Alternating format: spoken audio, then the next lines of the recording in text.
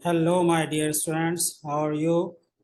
I'm Sir Basharat Abbas, and this is your math channel, Math with Sir Basharat Abbas. Hope you all are good. Today, I'm going to start exercise 9C from book number 3. Basically, exercise 9C from book number 3. This is about the 3D trigonometry, and you learn a little bit about the 3D trigonometry questions. So today I'm going to start from the very basics. Basically, this is the question number 1. Before starting this chapter, before starting this, I would like to explain you a few basic concepts like most of the 3D triangles. जब भी आप इन 3D triangles को solve करते हो तो mostly triangles are the right angle triangles. ठीक है, आपको इन क्वेश्चंस को सॉल्व करते वक्त जिस चीज को सबसे ज्यादा ध्यान देना होगा वो होगा कि मोस्टली 3D ट्राइंगल्स के अंदर राइट एंगल ट्राइंगल्स बन रही होती हैं. आपने उनको विजुअलाइज करना है और विजुअलाइज करके जब आप उसको देखेंगे तो वो बेसिकली 3D ट्राइंगल्स होंगी और आपने उन 3D ट्राइंगल्स को सॉल्व करना होगा. ठीक है जी. तो हम सबसे पहले यहाँ पे एक्सरसाइज स्टार्ट कर रहे हैं, एक्सरसाइज 9C. इस एक्सरसाइज के अंदर बेसिकली हम यहाँ से क्वेश्चन नंबर 1 पहले देखते हैं. ऑल्दो इट्स वेरी सिंपल, लेकिन मैं थोड़ा सा बेसिक आपको इसका समझा देता हूँ. Basically is saying the figure shows triangle ABC right angled at B and lying in a horizontal plane. P is a point vertically above C. ठीक है. Now ABC it's at level ground, बिल्कुल horizontal ground के ऊपर ABC point है. P point एक vertically बिल्कुल C से ऊपर है and ABC is a right angle triangle. Now since APC it's just like a wall, ये APC एक wall है, ABC ग्राउंड के ऊपर है और फिर AB से हॉरिजॉन्टल ये इस तरह करके एक लाइन ऊपर की तरफ जा रही है. या आपने ABP ये एक ट्राइंगल सी बनी है जो कि इसके ऊपर बिल्कुल इसके ऊपर आ रही है ग्राउंड के ऊपर. इसी तरह BCP भी एक ट्राइंगल है, ये वर्टिकली अबव है इसके ऊपर. ये 3 वर्टिकल दीवारें हैं जो कि ABP थोड़ी सी स्लांट दीवार है और ACP एक हॉरिजॉन्टल दीवार है जो सीधी ऊपर आ रही है. BCP भी एक हॉरिजॉन्टल दीवार है जो कि इसके ऊपर एक वर्टिकल दीवार है. ठीक है. तो ये आपने पहले तो इसको विजुअलाइज करना है. देन आफ्टर इट क्वेश्चन है यहाँ पर first part that AC calculate AC. अब यहाँ पे AC कैलकुलेट करना, मैं इसको सॉल्व नहीं करूंगा, सिर्फ आपको एक्सप्लेन कर रहा हूँ. देखो, आप AC सॉल्व करते वक्त ये लिखोगे कि ट्राइंगल, आपने जरा यहाँ देखें इन ट्राइंगल ABC, फोकस करें ट्राइंगल ABC के ऊपर. तो ट्राइंगल ABC के अंदर अगर आप देखो यहाँ पर तो 90 डिग्री के ऑपोजिट है आपके पास. अब आपने और कुछ भी देखना नहीं है, सिर्फ इस एक ट्राइंगल को देखना है ABC, बाकी सब कुछ भूल जाओ.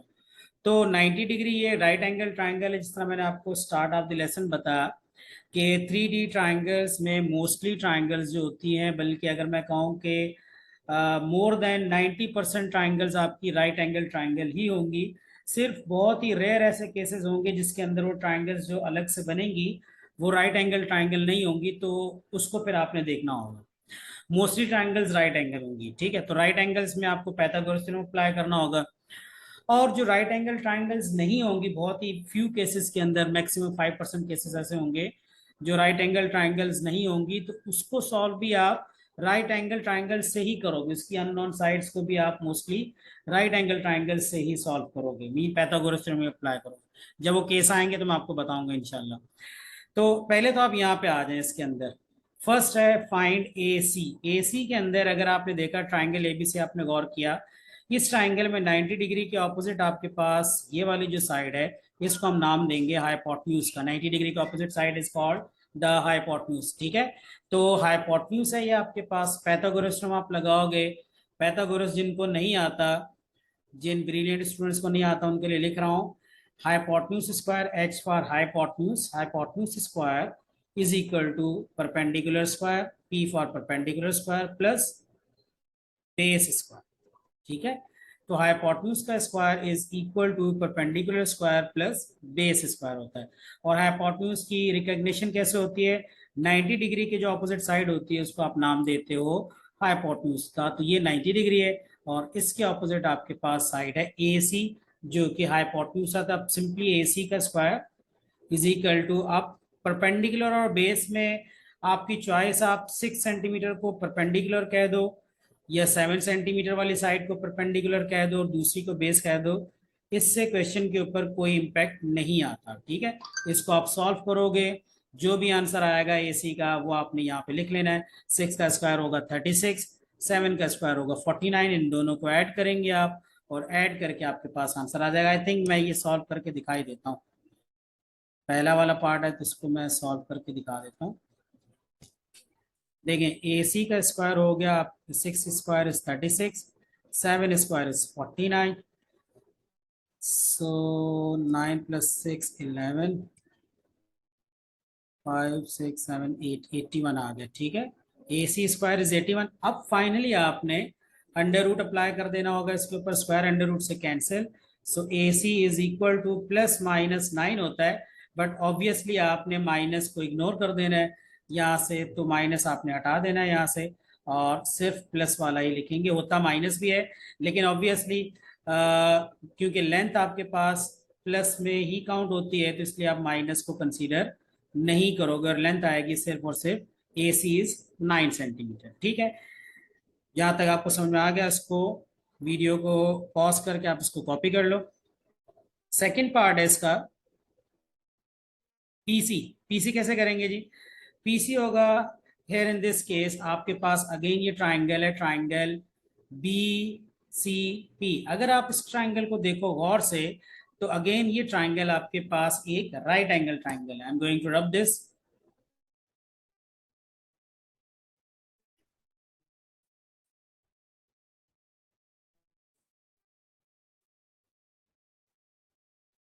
ठीक है, now in triangle BCP, now see in triangle BCP, in this one triangle, अगर आप यहाँ पे गौर से देखो तो BC आपके पास, BCP क्या है? BCP भी यहाँ पे राइट एंगल ट्राइंगल ही है। इसको मैं यहाँ पे बेसिकली BC, आप इसको विजुअलाइज इस तरह से कर रहे हो जैसे BC आपके पास एक स्लांट लाइन है, लेकिन एक्चुअली BC स्लांट नहीं है। अगर मैं आपको इस साइड पे खड़ा कर दूं, यहाँ पे ये आप खड़े हो गए देखें, और अगर आप यहाँ से इसको देख रहे हो तो ये बिल्कुल आपको हॉरिजॉन्टल लगेगी। ठीक है, यहाँ पे आपको हॉरिजॉन्टल लगेगी, ये इसके ऊपर ये P है पॉइंट, और ये पॉइंट P है, wait, this is point P, this is C and this is B। ये बेसिकली ये भाई साहब जो यहाँ खड़े हैं इनको ये वॉल इस तरह से लग रही है BCP इस तरह से, और बेसिकली 90 डिग्री यहाँ पे बन रहा है, ये बना हो भी आपके पास। ठीक है, सो ये आपके पास एक राइट एंगल ट्राइंगल है, दिस इज P। ठीक है, ये आपके पास एक राइट एंगल ट्राइंगल है। नाउ अब आपने इसके अंदर PC को कैलकुलेट करना है। So while BC is given 6 centimetre and PB distance आपके पास फिलहाल गिवन नहीं है, तो पहले तो आप यहाँ से ये फाइंड कर लेंगे B। नहीं, एक और मेथड भी है इसको फाइंड करने का, क्योंकि यहाँ पे आपको अगर PCB से करते हैं तो BC 6 गिवन है और एक और साइड भी 2 अननोन है, तो इसलिए इस ट्राइंगल को आप छोड़ दें। देखो आप इसी तरह करेंगे, अगर आपको लगे कि नहीं इससे सॉल्व नहीं हो सकता तो कोई और उसका वे देखें आप, और वो होता है। अभी हम देखते हैं इसको और कैसे सॉल्व कर सकते हैं। देखो इसी को हम यहाँ से भी देख सकते हैं, अगर यहाँ से ACP अगर आप देखो, सो ACP अगेन ACP, ये ट्राइंगल भी आपके पास, ये तो सीधी सीधी ट्राइंगल बन रही है, इसको अलग से बनाने की जरूरत भी नहीं है। ACP again right angle triangle है, one side is given 11, AP is 11 और AC इज, अभी अभी आपने कैलकुलेट किया था पिछले क्वेश्चन में 9 सेंटीमीटर आया था ये। ठीक है, तो ये हो गया 9 सेंटीमीटर, और PC कैलकुलेट करना है तो यहाँ पे मैं इसको रख करूँ इन ट्राइंगल ACP। ठीक है, इन ट्राइंगल ACP यहाँ पर भी 90 डिग्री एंगल इस तरफ बन रहा है, बिकॉज अब ये मेंशन नहीं है बुक के अंदर, लेकिन अंडरस्टूड है that AC is on level ground, horizontal point, जमीन पे। ठीक है, while CP vertical है, so since CP is vertical line, so ACP is a triangle, is a right angle triangle, because the angle in between this wall, PC is a wall and AC is horizontal, तो horizontal और vertical के दरम्यान 90 degree angle होगा, तो यहाँ पे 90 degree angle आ जाएगा। आपने इसके अंदर विजुअलाइज करना है सही से, विजुअलाइज करते वक्त कोई आपकी इसके अंदर कोई एरर नहीं होना चाहिए, ठीक है। So right now in this case अब हम क्या करेंगे इसके बाद आगे कि पीसी फाइंड करना है, ठीक है ना। तो 90 डिग्री ऑपोजिट अगेन 11 सेंटीमीटर हो गया आपके पास hypotenuse. 11 square is equal to 9 का स्क्वायर प्लस पीसी का स्क्वायर, ये हो जाएगा 121। 9 स्क्वायर बिकम्स 81 प्लस पीसी का square, take 81 on the other side, 121 minus 81 is equal to PC square. और अगर आप इसको सिंप्लीफाई करो तो ये बन जाता है 19 20 60, ठीक है। So P C square is equal to 60। Under root आप इसका कैलकुलेट करो और बता दो, ये स्क्वायर अंडर रूट से कैंसिल हो जाएगा, अंडर रूट 60 जो भी आएगा दैट इज योर आंसर, ठीक है। तो ये आ जाएगा आपके पास P C. So then after it हम नेक्स्ट पे चलेंगे। नेक्स्ट है हमारे पास P A C angle calculate करना अगेन। अब पी ए सी कैसे होगा, पॉज करके पहले इसको कॉपी कर लें आप। कर लिया, ओके जी, देखें अभी इसमें।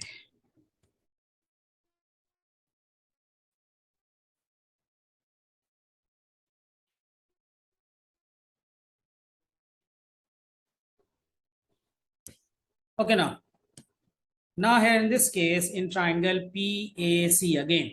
पी ए सी के अंदर अगर आप देखो तो पी ए सी के अंदर आपके पास ये वाला एंगल मिसिंग है। इस एंगल की बात कर रहे हैं पी ए सी, पी फिर ए एंड देन सी, तो बीच में एंगल ये वाला आ रहा है पी ए सी, इसकी बात कर रहे हैं, ठीक है। तो again triangle A C P को ही आपने फोकस करना है।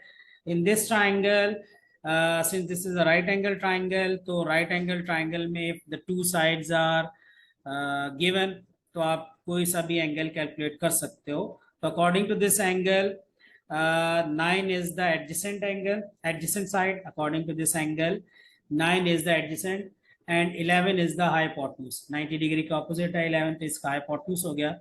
So the relation between adjacent and hypotenuse is cos. So मैं यहाँ पे लिखूंगा cos PAC, cos PAC is equal to adjacent side which is 9 और हाइपोटेन्यूज है 11, ठीक है। आपकी बेसिक ट्रिग्नोमेट्री बहुत स्ट्रांग होनी चाहिए, ठीक है। आपको पता होना चाहिए कि साइन कॉस टेन रिलेशन किन साइड्स के दरमियान होता है। सो बस अब आगे इसको अब सॉल्व कर लेंगे। पी ए सी इधर ही है आपके पास और कॉस को उधर शिफ्ट कर दें, कॉस इनवर्स 9/11। अपने अपने कैलकुलेटर्स उठा लें और इसको कैलकुलेट करके आप बता सकते हैं कि कॉस इनवर्स 9/11 क्या होता है, ठीक है। तो ऑल्दो मुझे करवाने की जरूरत नहीं है, लेकिन चलें ये मैं करवा के दिखा देता हूँ। कॉस इनवर्स आपके पास 9/11, 9/818, सो 818 ये हो जाता आपके पास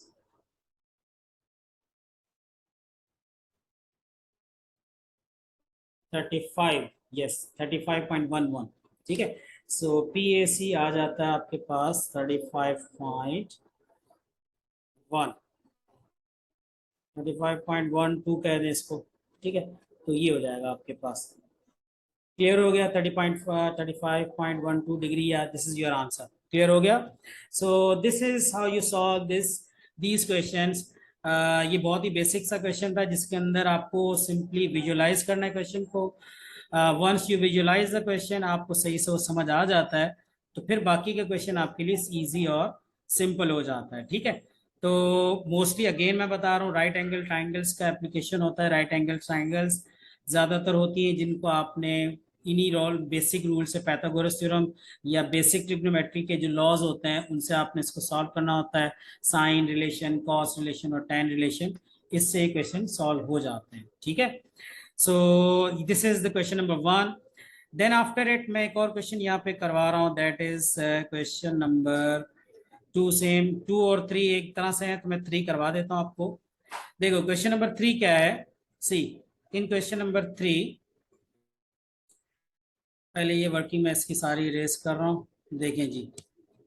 question number 3 says In triangle, a triangular block of sugar has a horizontal base E, F, G, H. The corners C and D are vertically above E and H respectively. It is given that DH is equal to 4, GH is 6, FG is 8. ठीक है, सारी dimensions given है.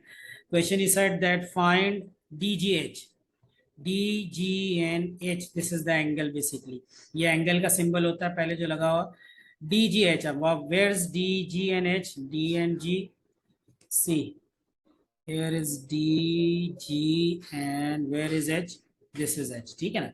So DGH mean he is asking about this one angle. ठीक है? So he is asking about this angle DGH. So इसको अब आप कैसे कैलकुलेट करेंगे? Quite simple, right angle triangle है बेसिकली. ये एक आपके पास रेक्टेंगुलर ब्लॉक है.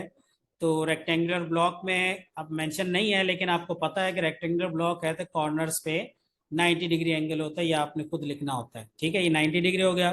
नाउ इन ट्राइंगल, यहाँ पे जो ट्राइंगल बनी है that is in triangle DGH. Although ये लिखने की जरूरत नहीं है जो मैं ऊपर लिखता हूँ DGH इन दिस ट्राइंगल. ये सिर्फ आपको फोकस के लिए होता है कि आप इस जगह पे फोकस करेंगे. डायग्राम के इस पोर्शन पे आपने फोकस करना है.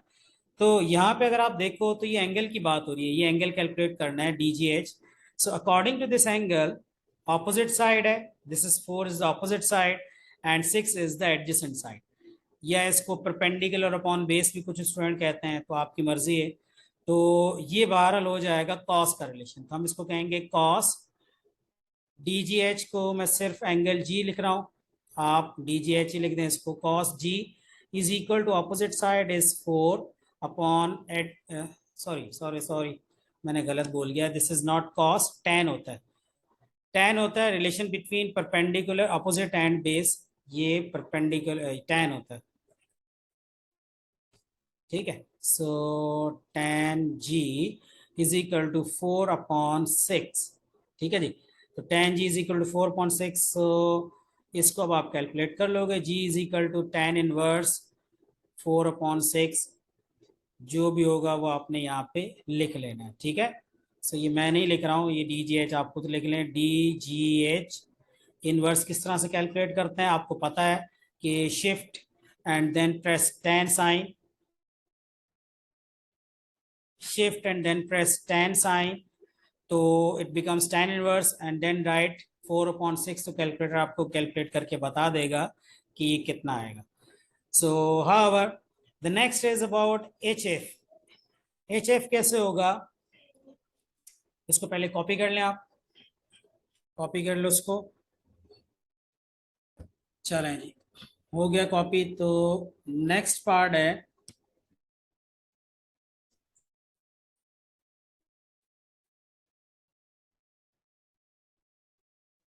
Next part is regarding HF. ना HF के लिए HF आपके पास ये वाली लाइन है इधर. Here this is HF in the ground. ये ग्राउंड पे एक लाइन है इस तरह करके, एक वर्टिकल ग्राउंड पे एक लाइन है जो कि डायगनल है. ठीक है ना. ग्राउंड पे है EFGH. ये फेस रेक्टेंगल का फेस ग्राउंड के साथ है. सो EFGH ये वाला फेस जो ग्राउंड के ऊपर है इस रेक्टेंगल में आपके पास 90 डिग्री ट्राइंगल यहाँ पे बन रही है. ठीक है ना. ये राइट एंगल ट्राइंगल नीचे होगा क्योंकि रेक्टेंगल के कॉर्नर्स हैं. अब ये उन्होंने इस तरह, क्योंकि 2 डायमेंशनल पेज आपका 2 डायमेंशनल है, बुक का पेज 2 डायमेंशनल है, उसके ऊपर एक 3 डायमेंशनल फिगर बनाई है. तो वो इसी तरह से करके दिखाएंगे आपको कि आपको पूरी विजुअलाइज हो कि बेसिकली जो 3D शेप है वो है किस तरह से. तो वो बेसिकली इस तरह से है. तो अगर आप देखो तो ये ट्राइंगल कुछ ऐसे बनेगी. मैं इधर साइड पे बना के दिखा रहा हूँ. In triangle HGF, in triangle HGF, सही है. In triangle HGF. सो इस ट्राइंगल में एक 6 है साइड, एक आपके पास 8 है. And you are going to find HF. तो सिंपल है. तो HF ऑब्वियसली क्या हो जाएगा, 90 डिग्री के ऑपोजिट है. तो हाइपोटेन्यूज 90 डिग्री यहाँ पर है. ठीक है ना. तो 90 डिग्री के ऑपोजिट है HF. तो ये हो जाएगा HF का square should be equal to 6 square plus 8 का square. So now again 36 plus 64 this is 6 + 4 10 and 100, तो ये हो जाएगा एच एफ का स्क्वायर। अच्छा यहाँ पे ये जरूर करना, बिकॉज कॉमन एरर एक ये भी होता है, क्योंकि पेपर चेक करते वक्त मैं ये देखता हूँ कि स्टूडेंट्स यहाँ से एच एफ को अंडर रूट यहीं से लगा देते हैं और एच एफ का स्क्वायर अंडर रूट से कैंसिल कर देंगे, और 6 का स्क्वायर और खाली यूं कर देंगे, 6 का स्क्वायर भी अंडर रूट से कैंसिल, 8 का स्क्वायर भी अंडर रूट से कैंसिल, लाइक इस तरह से। देखो ये गलत है जो मैं भी यहाँ पे करके दिखा रहा हूँ, इस तरह से नहीं करना है आपने। अंडर रूट इधर लगाई, अंडर रूट इधर लगा दी, इससे कैंसिल कर दिया, और यहाँ से इसको ये इधर से कर दिया, ये इधर से कर दिया, कहा कि 6 + 8 तो हो जाता है जी कितना हो जाएगा 12 14, ठीक है ना। तो ये लिख देते हैं, तो ये गलत हो जाएगा, ये रॉन्ग है, ऐसे नहीं करना है, ठीक है ना, इट्स प्योरली रॉन्ग। तो ये मैं यहाँ पे काट के बता रहा हूँ कैसे नहीं करना है। पहले पूरा सॉल्व करते हैं, प्लस स्क्वायर अप्लाई करें, उनको ऐड करें, और फिर अंडर रूट आपने अप्लाई करना है, ठीक है। सो एच एफ फाइनली आपके पास आएगा है, this is equal to 10 centimetre. Clear? Now, then after the third part is the angle of elevation of D from F. The angle of elevation of D from F. Now, a person is standing at point F और यहां से खड़े होकर वो D को देख रहे हैं, तो कह रहे हैं एंगल ऑफ एलिवेशन बताएं। First copy this word, pause this video and copy this word, copy. Okay, now for the third part it's important. See,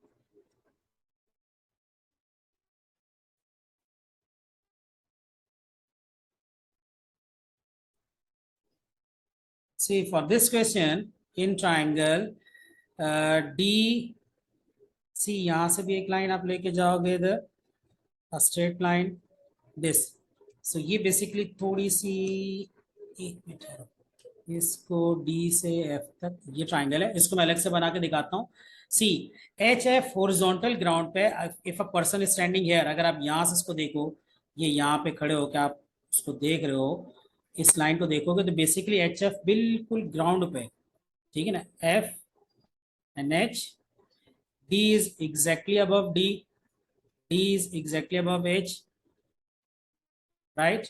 Now DHF, DH is 4, H से लेके F तक आपने कैलकुलेट किया है इस पिछले part में, वो इक्वल था 10 के, ठीक है।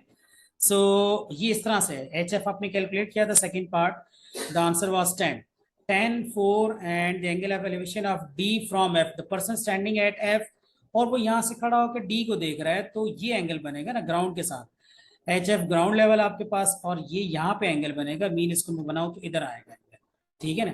एफ से खड़े होकर डी को देख रहे हैं, तो एंगल ऑफ एलिवेशन, जो नीचे से आप ऊपर किसी पॉइंट को देखते हैं, इसको हम कहते हैं एंगल ऑफ एलिवेशन।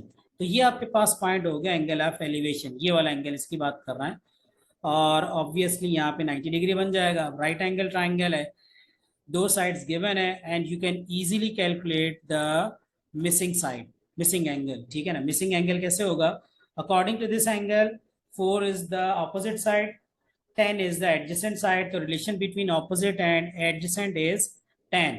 तो आप यहाँ लिखो in triangle D H F, आपने यहाँ फोकस करना है, सो 10F is equal to opposite side 4 and the adjacent side is 10. So F is equal to 10 inverse whatever the answer, वो आपने यहाँ पे लिख लेना है, ठीक है ना, जो भी आंसर आए वो आपने लिख लेना है इधर। तो मैं करके दिखा देता हूँ आपको, क्या आंसर आएगा, 10 inverse 4/10 becomes 0.4, so 10 inverse 0.4 is equal to 21.8 degree. So F here is 21.8 degree, right? So इस तरह से ये आपके पास पॉइंट F आ जाएगा, F is equal to 21.8 degree, ये हो गया। सो this is all about question number 3। Question number 2 same इसी तरह से है। सो ये हो जाएगा क्वेश्चन आपके पास, ठीक है, इसको कॉपी कर लें आप, हो गया क्वेश्चन कॉपी। देखिए उसके बाद फिर हम नेक्स्ट क्वेश्चन पे आते हैं। सी क्वेश्चन नंबर 4 सेम इसी तरह से है ये भी। The figure shows 3 points A, B and C on horizontal ground, पूरा क्वेश्चन नहीं मैं पढ़ रहा, अब आप ये देख लो जरा क्वेश्चन में फाइंड क्या करना है।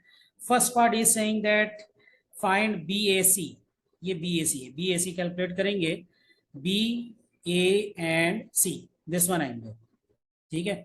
इस एंगल को कैलकुलेट करने के लिए आप क्या करोगे, ग्राउंड पे अगर आप देखो तो ये ट्राइंगल बनी है ए बी सी, एक ट्राइंगल आपके पास, ठीक है ना, ट्राइंगल ए बी सी है आपके पास।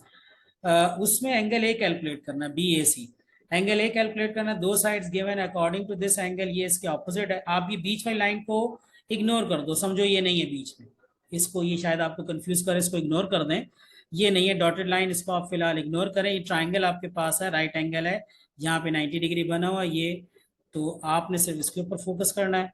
सो अब आप ये देखो कि अकॉर्डिंग टू दिस एंगल ये हो गया 15, इसके बिल्कुल ऑपोजिट है, और ये एडजेसेंट साइड हो जाएगी इसकी, तो इसको हम नाम देंगे अगेन tan का। tan के अंदर हाइपोटेन्यूज नहीं होता, तो मैं यहाँ पे लिखूंगा tan BAC is equal to opposite side, that is 15 upon adjacent side, that is 10। so इसको अब आप BAC is equal to tan inverse करेंगे तो ये आंसर आ जाएगा। tan इनवर्स अभी मैंने ऊपर करके भी बताया आपको, तो tan इनवर्स 15 अपॉन 10 1.5 हो जाएगा। जो आंसर आएगा वो आपने यहाँ पे लिख लेना है, tan इनवर्स 1.5 आंसर आ जाएगा, that is equal to BAC, ठीक है। Then after it the length of AP, AP की अगर आप बात करो तो एपी के अंदर अगर हम यहाँ पे देखें तो बेसिकली यहाँ पे वो ये कह रहे हैं कि क्वेश्चन को एक दफा मैं देखूं, horizontal ground where ABC is a right angle, he is a vertical triangular wall with P as the foot of the perpendicular from O to AC, ठीक है। सो यहाँ पे AP कैलकुलेट करने के लिए हम ये करेंगे कि द लेंथ ऑफ AP आपने कैलकुलेट करनी है, given that AP be 10 15 and O till A 12 हो गया, सही है। अच्छा O till A 12 हो गया आपके पास, ये एक साइड आ गई हमारे पास 90 डिग्री है।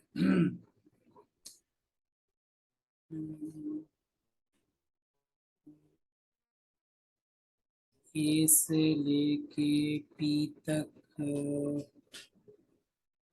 ओ टिल पी डिस्टेंस आपके पास गिवन नहीं है, the length of O P आपके पास गिवन नहीं है। The length of A P की बात अगर हम करें तो 10 metre is here, 15 metre is here, 12 is there. Right now आपने बी ए सी कैलकुलेट कर लिया यहाँ पर, तो बस सही है ना। ए पी आपने, सॉरी आपने ये देखना है इन ट्राइंगल, इसको यू करेंगे, ये एंगल आपके पास आ चुका होगा, तो ये एंगल जितना भी आएगा आपके पास, इस एंगल को यूज करते हुए देखो मैं बता देता हूँ ये एंगल कितना आएगा आपके पास। बी ए सी आ रहा है भाई आपके पास tan inverse 1.5, this is equal to 56, ठीक है ना। तो 56.3 डिग्री, अपनी ट्राइंगल को ना शेप को अपडेट करते रहे, 56.3 डिग्री। सो अब आप ये देखो triangle A B P, in triangle यहाँ पे लिखोगे आप in triangle A B P, in triangle A B P according to this angle 56.3, आपने ए पी कैलकुलेट करना, this is the adjacent, A P is adjacent और 90 degree के opposite वो हो गया, तो adjacent over hypotenuse cos, cos cos 56.3 is equal to 90 degree के opposite हो गया 10, एडजेसेंट हो गया ए पी अपॉन 10 हो गया, ठीक है ना। cos 56.3 is equal two adjacent that is A P upon hypotenuse that is 10। सो अब इसको 10 को आप उधर शिफ्ट कर दोगे, तो जब 10 को उधर शिफ्ट करोगे तो ये वहां जाके मल्टीप्लाई होगा। So A P can be written as 10 into cos 56.3, तो ये जो भी आंसर आएगा वो होगा आपके पास AP, ठीक है। इस तरह से आपने AP कैलकुलेट करना है। द सेम वे लेंथ अब जब AP आ जाएगा तो OP कैलकुलेट करना और भी इजी हो जाएगा। ट्राइंगल APO है, APO के अंदर राइट एंगल ट्राइंगल है, तो एक साइड AP होगी आपके पास, एक साइड आपके पास 12 होगी, तो थर्ड साइड आपने OP जो राइट एंगल ट्राइंगल ही है, तो थर्ड साइड आप इजीली कैलकुलेट करोगे, उसके अंदर 12 आपने हाइपोटेन्यूज, 12 is the hypotenuse, और AP आपने कैलकुलेट किया होगा सेकंड पार्ट।